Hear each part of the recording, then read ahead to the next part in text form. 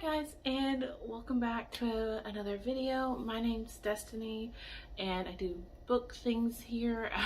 Clearly my name's Destiny, that's the name of the channel, which I just changed, which is fine. So today we're going to talk about a library haul. I am picking one up today, so I'm going to talk about it and just insert it by my head. That is Final Girls Support Group by Grady Hendrix. I just finished Southern Book Club's Guide to Slaying Vampires last month and loved it. Becky from Book Bite Reviews has agreed to buddy read it with me, so I'm super excited to go into it.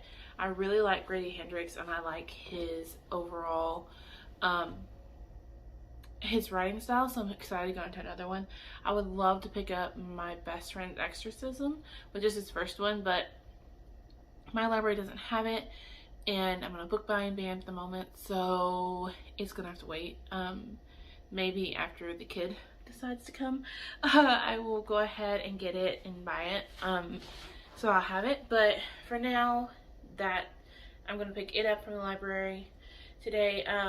It is about final girls. So a final girl is like, and then the horror movies, the last one that's left standing basically is your final girl, and each of these final girls have went through a horrible, like, traumatic event, and now they're dying, and so now you have to figure out who's killing the final girls, and is she going to be the final girl?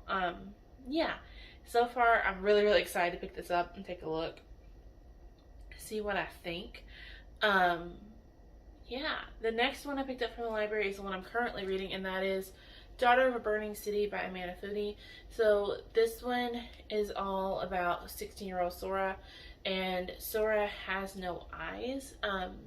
She is a jinx worker, is what they refer to it as. She makes illusions, and they are their own people, basically. Like, the illusions have a mind of their own and lives of their own for the most part. She can control them if need be, but they do have their own lives. And all of a sudden they start dying, and she didn't think they could die because they are only illusions. And she sets out to figure out who's killing her illusions, why, and what's going on. There is political interest in this one because she's in a traveling, like, circus. They call it a traveling city, but it's almost like a circus or a carnival, and they are traveling through an area where they are not wanted and not liked, and the main religion thinks that they should die, and so, like, there's that aspect to it too, and it's so good so far. I am halfway through it, and I'm hoping to get it finished today, and we'll see what I think. The next one I picked up was Ninth House by Louis Bardugo. This one's about Alex, and Alex goes to Yale and stumbles upon a secret society, and that's really all I know. I've seen a lot of people rave for it. I've seen the raving reviews, and I've seen awful reviews, so I honestly picked it up to see what I think. I have never read Six of Crows. If you think I should, convince me in the comments and I may pick it up. But I've never read Six of Crows. I did read the Gracious trilogy and love it. And I have not read the spin-off with Nikolai. For me, the Gracious trilogy was just good. It wasn't like my all-time favorite. It's not something I go back to or absolutely love. I did binge them and read all three of them right after one another, so I liked them. I gave them 4 stars, and I think I gave the last one 5. No, I gave the last one 4, and I gave the first 2 5, because the last one I didn't like who she ended up with, which is my own issues. So I've not read much from Lee Bardugo, but I did like her writing style in the Grisha trilogy, so I'm hoping I like this one as well. Next, I picked up Crush by Tracy Wolff. This is the second one to the Crave series, and I have seen so many people recommend binging the series, Crave and this one, and it says that it leaves you just heartbroken and like, what the heck. I started it and put it back down. I literally got maybe a chapter into it and was really confused, just like I was with Crave, and just was not in the mood for a confusing read. So I put it down to pick up something else. But this one, if you've not heard of it or not seen it, it is about Grace.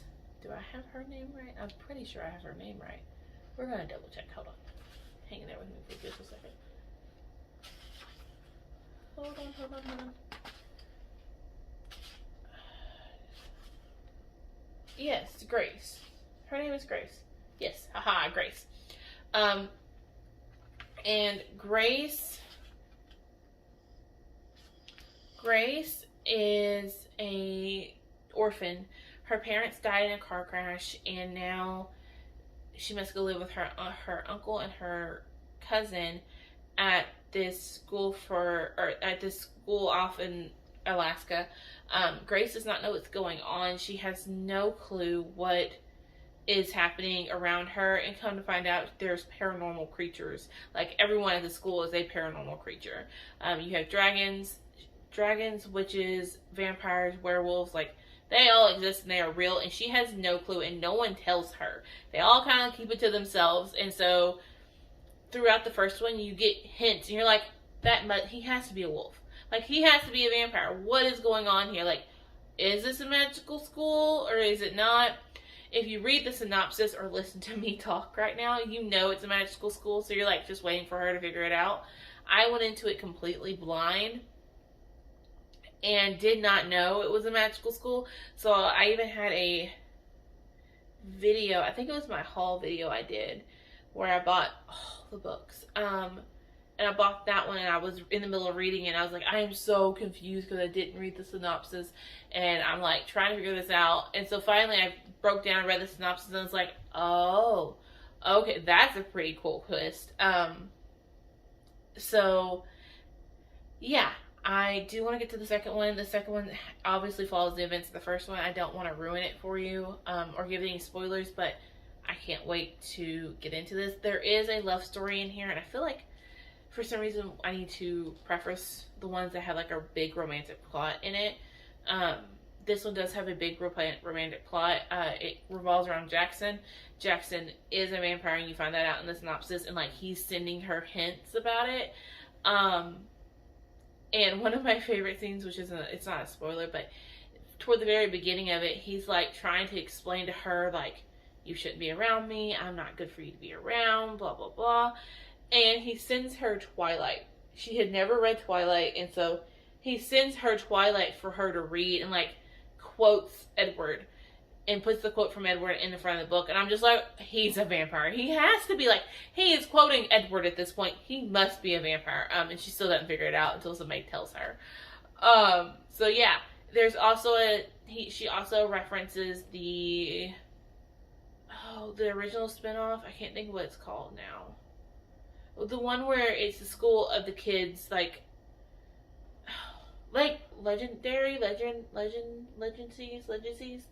something like that. Anyways, the whole show is about a school of paranormal creatures learning to live together and like use their powers for good. So it like there's a lot of hints and a lot of like nods to the reader, which is really smart. I really enjoyed her writing style, so I'm so excited to get into this when I'm in the mood. I'm just not in the mood at the moment. Next, I got Burn Our Bodies Down by, oh baby Jesus, it'd be great if I looked at the book, Rory Power. I honestly have no clue what this is about. It says, ever since Margaret was born, it's been just her and her mother. No answers to any of Margaret's questions about what came before. No history to hold on to. No relatives to speak of. Just the two of them stuck in a rundown apartment struggling to get along. Yeah, I have no clue. Books and Lala was reading one book. I don't remember what it was now, but I had read it and loved it, and she was mad about it, but she put it right under this one as far as ratings. She said she liked this one better, and they were related, and they were they had some of the similarities, so I picked it up. I think it's a mystery, like you're trying to figure out what's going on.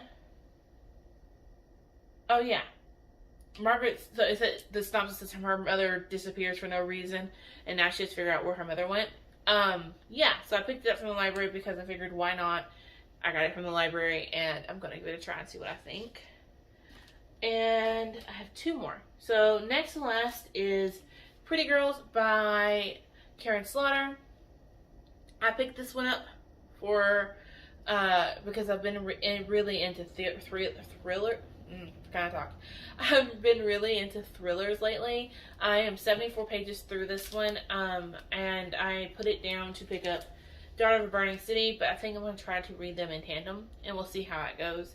Again, I'm hoping to finish Daughter of a Burning City today, and then I'll pick this one back up and finish it.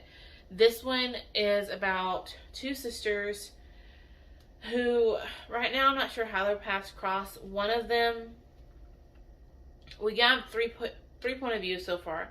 One of them is a dad talking about how he shouldn't have known how his daughter died and the details of his daughter's death. The other one's one of the sisters, Lydia. So you get Lydia, who's a single mom trying to take care of her daughter, who's 16, and like dealing with her going to college and stuff. And then you have Claire, who is more affluent and just lost her husband due to a mugger. And somehow and they have lost their sister.